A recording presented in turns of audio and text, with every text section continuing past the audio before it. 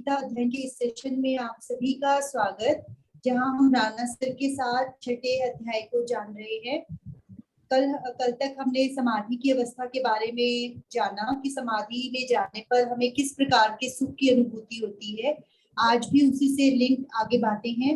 Sir से अनुरोध कि आज का श्लोक नंबर 26 हम आज करेंगे। सर को प्रणाम। सभी को बहुत बहुत प्रणाम।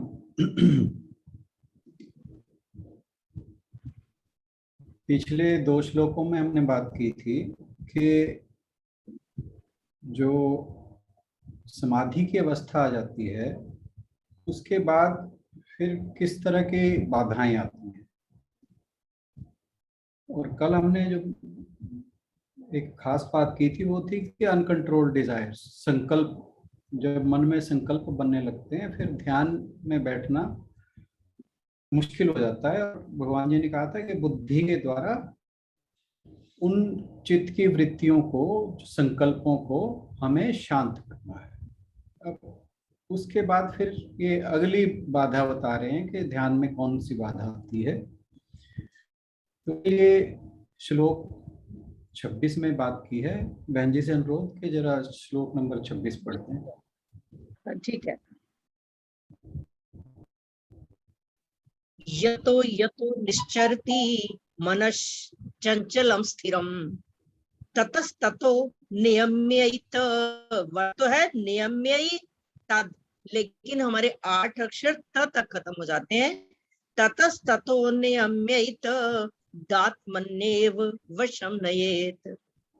अस्थिरम चंचलम मनः, ये अस्थिर और चंचल मन यत यतः निश्चरति, जहां जहां विचरण करता है इस संसार में, जहां जहां विचरण करता है, ततः ततः वहां वहां से, नियम्य प्लस एतत् प्लस आत्मनि प्लस एव, ये 4 अक्षर है इसमें इकट्ठे में आए हुए। नियम्यैत दात्मन्येव, इसमें 4 अक्षर है।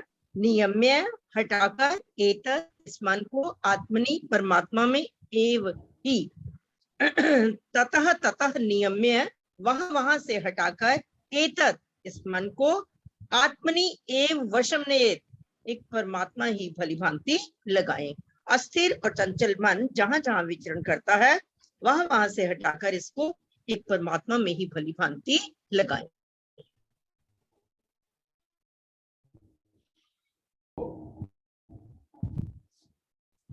अब भगवान जी यहाँ बता रहे हैं कि जब हम धीरे धीरे, कल जैसे बात आई थी कि शनै शनै धीरे धीरे अभ्यास करते रहना चाहिए ध्यान में रहने का, ध्यान को सुदृढ़ करने का। और उसे जब ध्यान में लगाते हैं हम मन को, तो उसके लिए क्या है कि हमें बार बार अभ्यास करना है और उसकी जो रेपिटेशन करनी है। रेपिटेशन मतलब कि ऐसा नहीं है कि एक बार लगाया फिर कुछ दिनों के लिए छोड़ दिया, तो रेगुलर करना है, कहने का भाव ये है। और फिर यहाँ बता रहे हैं कि अब मन को यहाँ पे बड़े अच्छे शब्दों में बताया कि ये 2 ही शब्दों में कि मन चंचल और स्थिर है, अस्थिर है। कि चंचल का मतलब है वो कहीं भी भागता है, उसको रोकना मुश्किल है। अस्थिर का मतलब है वो कहीं भी एक जगह टिकता नहीं है। तो यहाँ फिर वो बता रहे हैं कि ये जो 2 मन की विशेषताएं हैं, ये कोई भी जो ध्यान में लगने वाला व्यक्ति है, ध्यान लगाने वाला व्यक्ति है, उसके लिए ये दोनों हर बार जब भी वो ध्यान में बैठेगा तो ये दोनों चीजें उसके सामने आती हैं कि एक तो मन किसी भी विचार में चला जाता है, और फिर ये कि जिस विचार में चला गया वहां भी स्थिर नहीं होता, मतलब हर बार एक नए विचार की ओर भागता है। और भगवान जी कहते हैं कि इससे निराश होने की जरूरत नहीं है, क्योंकि ये जो समस्या है ये हर एक, जो भी व्यक्ति ध्यान लगाता है, ध्यान के लिए का अभ्यास करता है, उसके हर एक के लिए आती है। इससे निराश होने की जरूरत नहीं है। तो यहाँ समस्या क्या है? निश्चरति मनश्चलम, के मन जो है वो बेचैन है, बहिर्मुखी है, विषयों की तरफ भागता है, स्थिर है, कहीं भी निकल जाएगा। तो यहाँ पे कि जब हम ध्यान में बैठे, अब सपोज करो हम लोग ध्यान में बैठ गए और एक व्यक्ति है जो ध्यान में बैठा है परंतु उसे आइसक्रीम का बहुत शौक है, तो बाहर परिवार में मान लो कोई फैमिली मेंबर है वो आइसक्रीम लेके आता है और सब आइसक्रीम खा रहे हैं, तो फिर समझ लो कि वो आत्मा की बजाय आइसक्रीम ध्यान लग जाए। वो मन क्यों, उसको बहुत टेस्टी लगती है, वो उसका मन है उसमें, तो बार बार मन, वो बैठेगा ध्यान में, ईश्वर का या आत्मा का ध्यान करेगा, परंतु विचार जो है वो उसे आइसक्रीम की तरफ खींच के ले जाएंगे।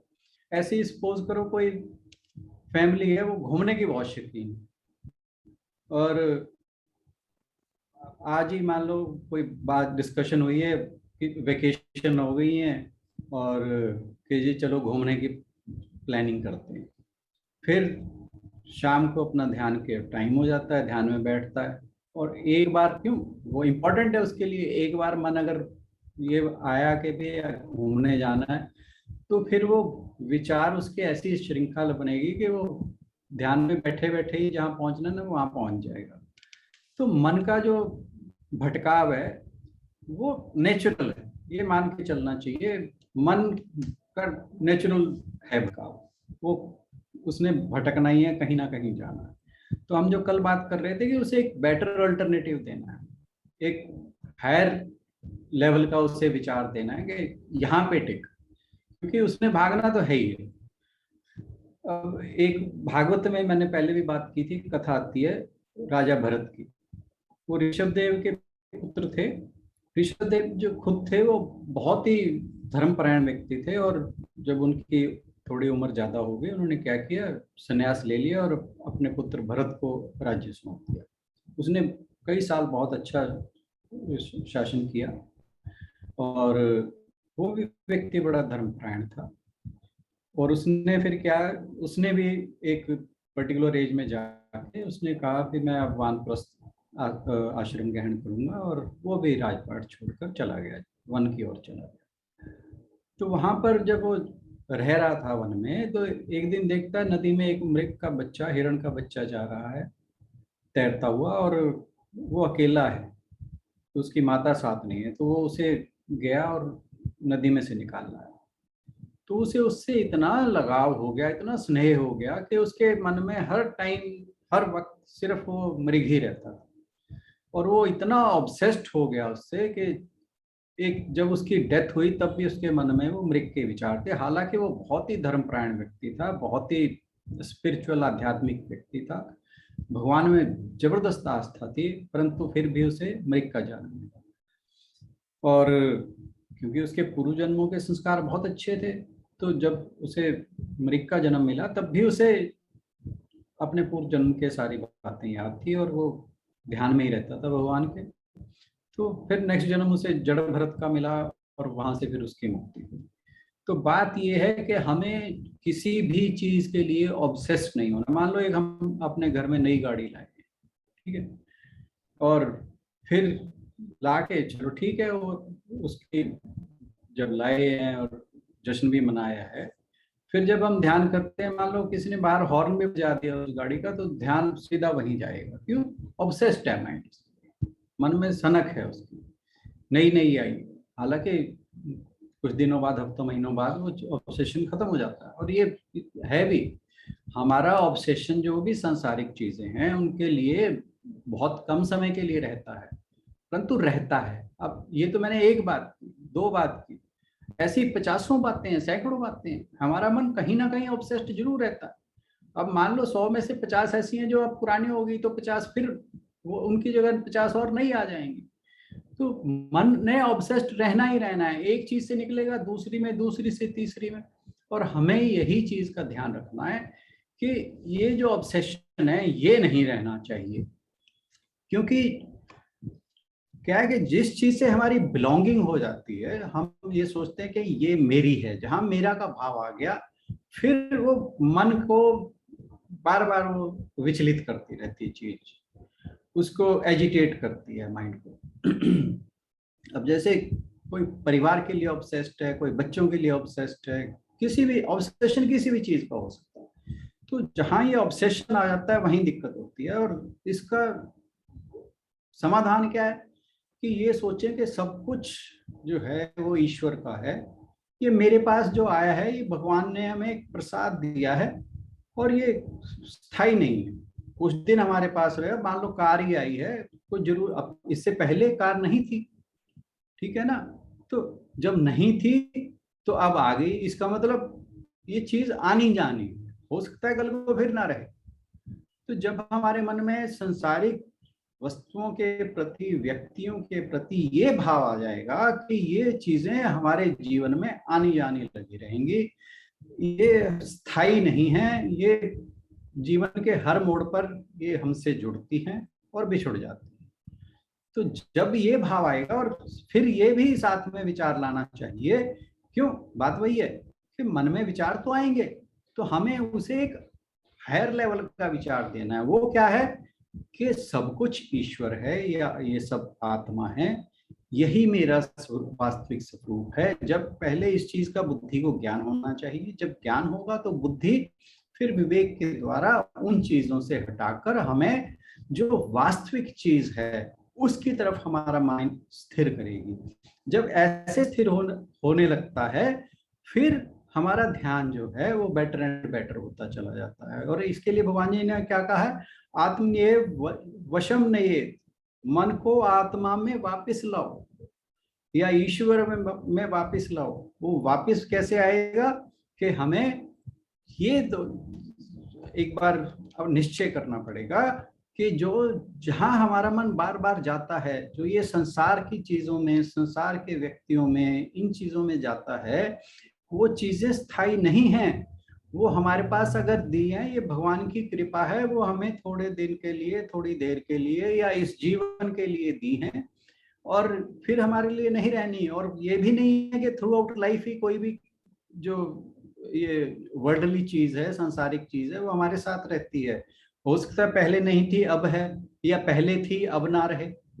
तो ये आना जाना जो वर्ल्डली चीज है, क्योंकि ये नश्वर है, ये बात आती है, तो ये चीजें स्थायी नहीं है। इस चीज का सबसे पहले बुद्धि को ज्ञान होना आवश्यक है। और एक बार जब ये ज्ञान हो जाता है और फिर हमें उसको, माइंड को एक बेटर अल्टरनेटिव देने में आसानी हो जाती है। पहले जानना जरूरी है।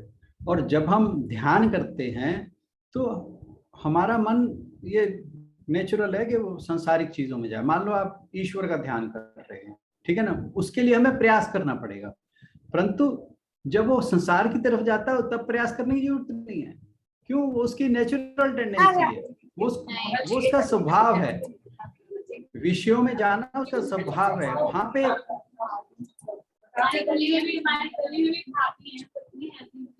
गुलशन जी म्यूट कर लें प्लीज। गुलशन दीदी म्यूट कर लें। माइंड जो है उसको ईश्वर का विचार देना के लिए हमें प्रयास करना पड़ता है, परंतु उसको इंद्रियों में जाने के लिए, विषयों में जाने के लिए प्रयास की जरूरत नहीं है, क्योंकि वो उसकी नेचुरल स्टेट है, वो उसकी नेचुरल टेंडेंसी है। वहां तो वो अपने आप चला जाएगा, वहां हम ना भी चाहें तब भी जाए।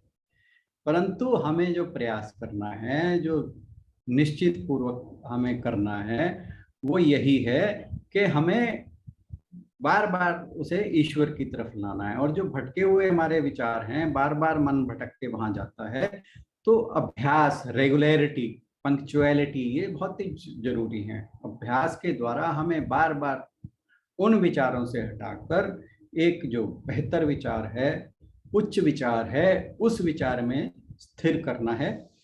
क्योंकि इसके लिए शंकराचार्य जी ने भी बड़ी अच्छी बात की है कि जब भी हमारा मन किसी एक पर्टिकुलर विचार की तरफ जाए तो हमें उसे एनालाइज करना चाहिए और फिर ये सोचना चाहिए कि ये जो विचार है ये इतनी इम्पोर्टेंट चीज नहीं है हमारे लिए। वही कि जब हमें ये पता होगा ना कि ये अस्थाई चीज है, it doesn't belong to us, ये भगवान की है, हमारी नहीं है, हमारे पास कुछ समय के लिए आई है। तो बार बार जब हम अपने विचारों को ऐसे एनालाइज करते रहेंगे तो फिर हमें एक टेंडेंसी बन जाएगी कि नहीं, वो उसके लिए प्रैक्टिस की जरूरत है। प्रैक्टिस करेंगे तो बार बार जब इस तरह के विचार आएंगे तो तुरंत, जब हमने प्रैक्टिस की हुई है, फिर हम धीरे धीरे हमारे मन को अभ्यास हो जाएगा कि नहीं, ये चीज जो है ये हमारे लिए इम्पोर्टेंट नहीं, क्योंकि हमारा मन उन्हीं चीजों पे जाता है जो हमारे लिए इम्पोर्टेंट है, जो हमें ज्यादा इम्पोर्टेंस रखती है हमारे लिए।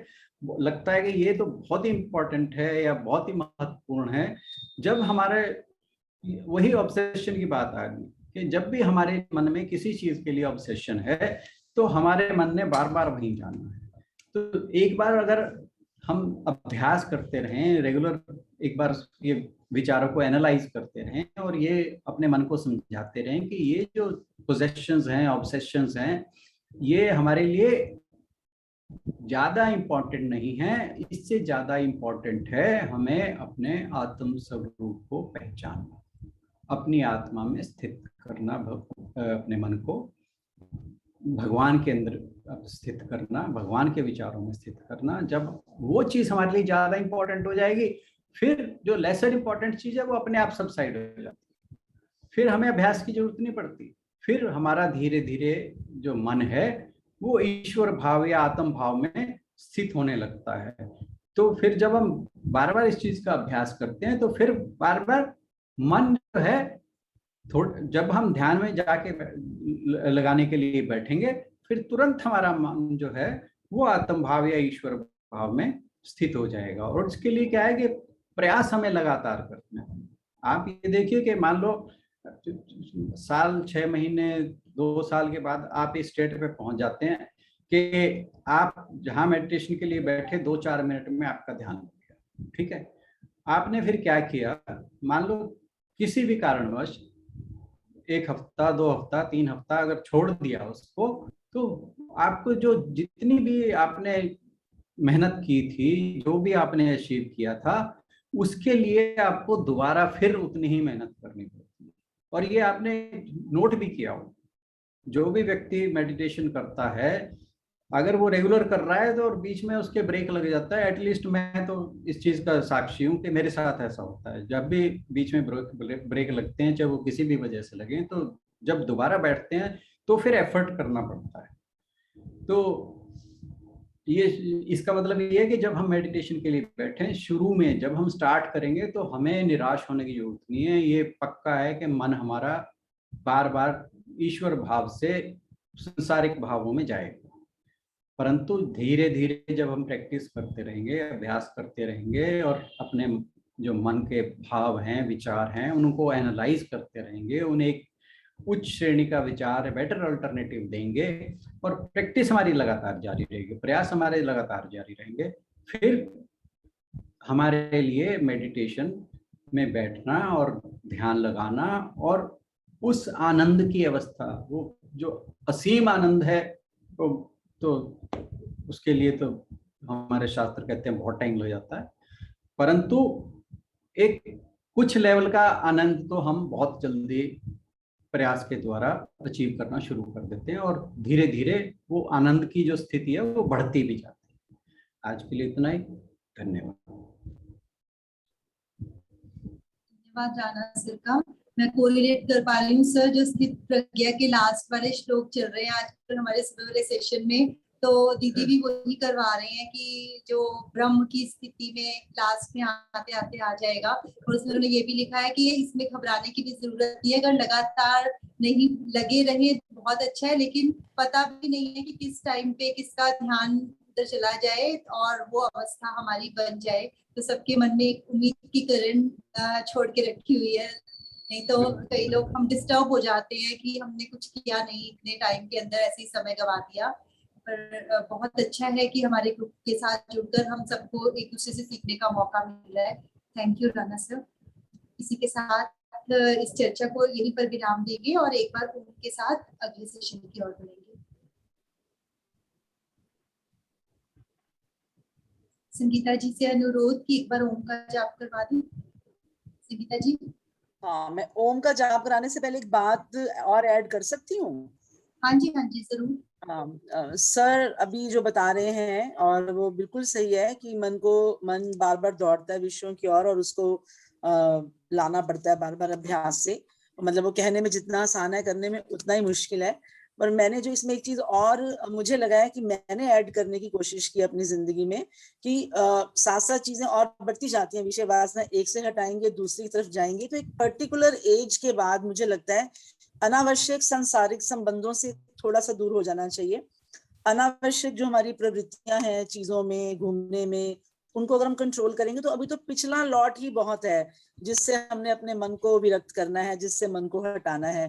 तो वो पिछला लॉट इतना ज्यादा है, उसको क्लियर करना है अभी। तो अगर और ज्यादा मतलब लिप्त रहेंगे इनमें तो वो पिछला घटता जाएगा, अगला बढ़ता जाएगा। तो मैंने ये फील किया है कि अनावश्यक सांसारिक संबंध जब एक पर्टिकुलर एज में आके अगर हम कम कर लेते हैं तो फिर पिछला लॉट क्लियर हो जाएगा, अगला और नहीं बढ़ेगा। इसलिए मैंने हाथ खड़ा किया था।